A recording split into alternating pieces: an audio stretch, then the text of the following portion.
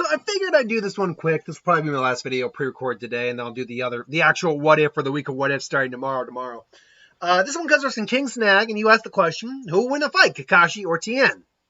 Well, one is one of the strongest characters in the Naruto series, and the other is the second strongest human in the world. Let's be honest, Krillin's is, even the writers say, yeah, Krillin's the strongest human. And I mean, yeah, because Tien kind of fell off the map after Cell. I mean, the humans kind of became irrelevant, unfortunately, after this Namek arc. But then they were able to gain some relevance back on Super Tournament Power. But unfortunately, Tien kind of, let's be honest, Tien kind of sucked. Like he gets one really awesome moment. Like he helps, like gets one elimination out in the Tournament of Power. But he gets one real awesome moment in Dragon Ball Z where it's the Shingiko against Cell. And I'm like, yeah, let's be honest. That is one of the most badass moments that any character's ever really had. Quite frankly, it's just, yeah. But other than that, he kind of fell to the wayside, which sucks because he's actually a very powerful character. He's also not 100% human. The reason for the third eye is the fact that he is part alien. It's like a race of three-eyed demon-like aliens. But, I mean, that being said, is he still strong enough to take out a member, like a ninja in Konoha, in Naruto? Well, let's compare and contrast. Let's get Kakashi out of the way real quick, because he's the one I'm probably going to spend longer on. Kakashi Hatake, we know, he was the son of the White Fang who committed suicide after being disgraced. He was wearing a mask even before that, I think because he was compared to his dad too much. But he was the sixth Hokage, and now he's retired. But even as a retired ninja, he's still very powerful. He was a Jonin, then a Hokage. He had multiple abilities. We'll obviously use him with the Sharingan. Multiple abilities. He was known to copy over 1,000 jutsu. Some of the ones he was best known for, in terms of what we saw, surprising, a lot of earth and water. We didn't see him use too much. We know he had fire jutsu, but earth and water were actually, and lightning obviously, were actually a bit more of his forte, which was interesting. But yeah, I mean, fireball, fire stone, fireball jutsu, water wall, water clone, water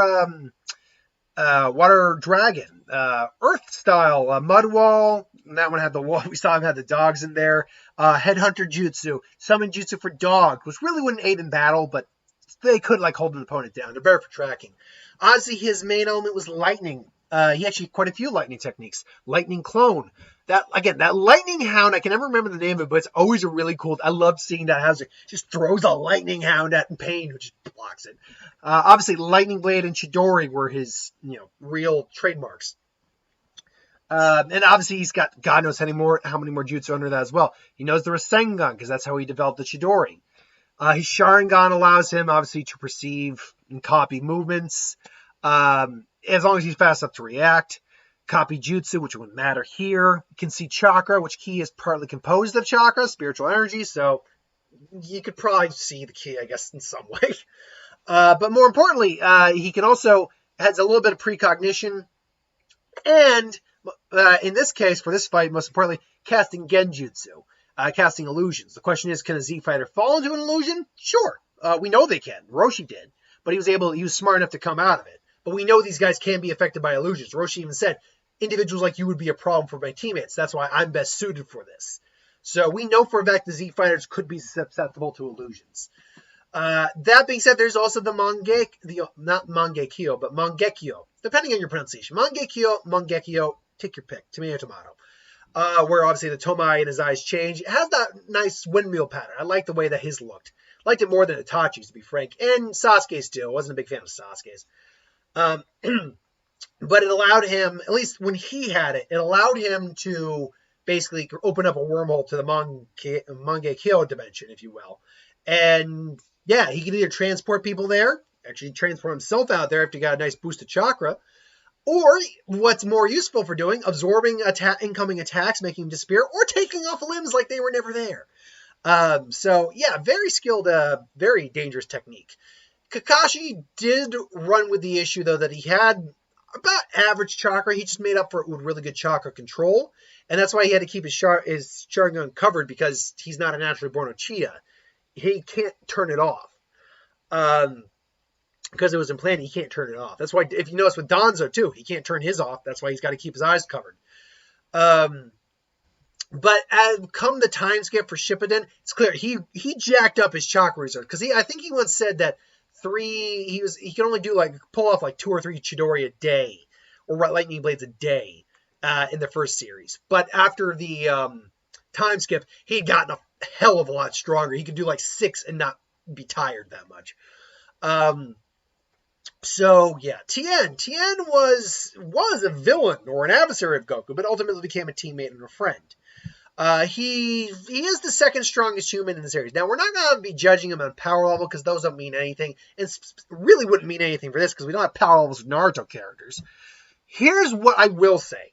We know that Kakashi, for all of his power, even when against Susanoo, he didn't really have a technique that would destroy the world, unless he tried to use a Kamui-based attack that could maybe absorb the world. And even then, it's hard to say. It's stated that the Kurama apparently is planetary in level, but again, which the problem I always have with the planetary feats, and if it says that he could destroy the planet, that's fine. I won't argue that. But the problem I have with that is that not that you are planetary. It's kind of like Anoinki. Anoinki, he's the third Tsuchikage. He technically has a planetary level attack, but he doesn't have the level of power to destroy the planet. That's the thing. Dust Release could very well destroy the entire planet if he wanted. But he just doesn't have the level of power to use a Dust Release technique on that level. You see what I'm saying? Kakashi, in the same argument, doesn't have a technique that is that level of power. Unfortunately. Tien, in fact, hell, and this is really sad for me to say. Not even sad, this is just kind of illustrating Z Fighters a bit. Yamcha has enough power to destroy a planet, because Yamcha's power level probably is in the low millions at best. And I mean at best. But guess what? Vegeta could destroy a planet. Now, King Vegeta could destroy 3 planets by himself, and his recorded power level is roughly 10,000. So, yeah. Tien can destroy a planet without too much difficulty if he truly wanted to. But that's the thing. He's why does he want to destroy the planet? He actually also knows the Kamehameha, which is interesting. We never see him use it, but we know he knows it. We used it in Dragon Ball, so we know he knows it. Obviously, the Tri-Beam attack. He also, the multi-form technique, which creates doubles of himself, but it cuts the amount of power each clone has by the amount of the clones. So you make only 1 clone, your power's cut in half. 3 clones by thirds, 4 by fourths, so forth and so on. His third eye can also see through and sense different entities. He could sense there was a tiny individual and a invisible individual on Team 4 in the Tournament of the Power. So he's got a great sensory perception. Also, he can also use the multi-arm, which is kind of like the multi-form, except he doesn't actually displace his power. He's got multiple arms at that point, which it's legit. It's not like an illusion. It's he legitimately grows arms temporarily, which is really cool. The solar flare, which he can blind an opponent. He can move at more than likely light speed level speeds, because all the Z fighters can fly at intense speeds, can disappear in an instant. Whether or not he's actually moving at light speed is debatable, but he's still moving at speeds where if you can't keep up with it, you will not be able to, visually, you will not be able to counter it.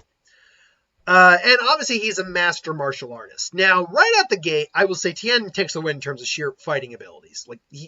Anyone in Dragon Ball Z will beat anyone in Naruto in terms of sheer martial arts capabilities, with the exception of maybe a Mike Guy or a Rock Lee, because that's their bread and butter. But because they're all true martial artists, not just, excellent hand-to-hand fighters, they're normally going to take the win over them in terms of just the hand-to-hand fighting.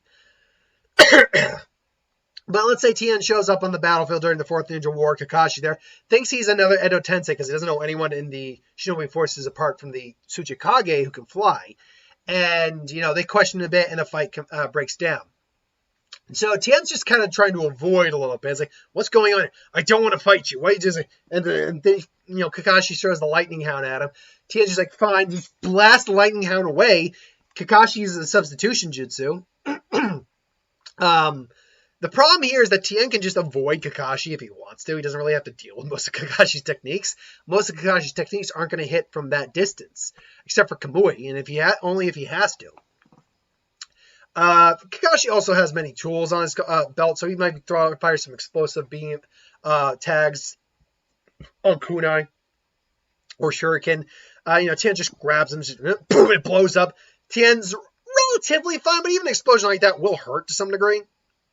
Because we've even seen Goku and Super got grazed by a bullet, and it hurt a little bit because he hadn't been keeping up with his training. Fortunately, we know Tien had been continually training, so there is that. But he'd still probably be hurt a little bit by it.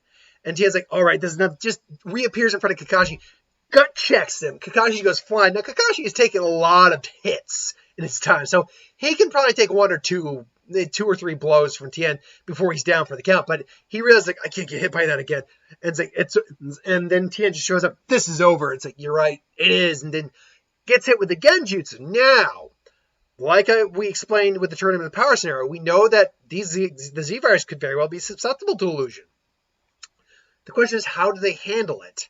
And I think really what Kakashi's going to be using Chidori. I think, though, Tien, because of the mastery of martial arts, because they've honed their minds so well, I will say that Tien could probably snap out of it right as the lightning blade comes and does hit. And I do think a lightning blade would pierce Tien. So he gets out of it and he's able to avoid it, but he does get a nice, good gouge in his ribs. It's like, ugh! It's like, ugh!